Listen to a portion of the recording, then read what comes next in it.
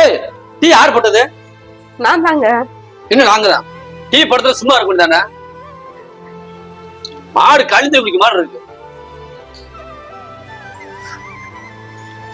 ஏய், நேற்று சாம்பார் பேர் ஒண்ணு வச்ச பாரு.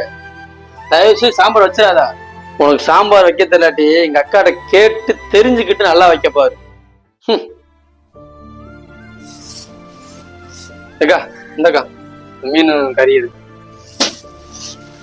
இந்தாப்புல கறியை குழம்பு வச்சிரு, மீனை வறுத்துரு. என்னது இப்படியா கொடுக்க போறீங்க? இப்படி சமைக்க தெரியாதுக்கா. மீனை பொறுக்கி சொன்னா ஒண்ணு கறிக்கு வச்சிருவா, இல்லாட்டி அரை வைக்கான வெந்து வேகாம கொடுப்பா. மனுஷன் சாப்பிட முடியுமா? நீ வைக்கா.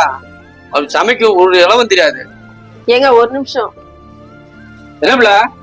ஏங்க நான் செய்யறதுல ஏதாவது குறை இருந்தா அது என்னை தனியா கூப்பிட்டு சொல்லுங்க, நான் திருத்திக்கிறேன்.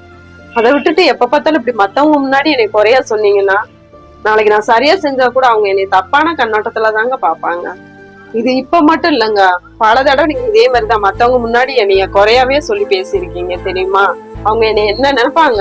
இங்க பாருங்க, நான் கல்யாணத்துக்கு முன்னாடி இந்த மாதிரி வேலையெல்லாம் செஞ்சது இல்லைங்க. அப்படி இருக்கும்போது சின்ன சின்ன தவறுகள் வரத்தானுங்க செய்யும். அதுக்காக இப்படியாங்க பேசுவீங்க?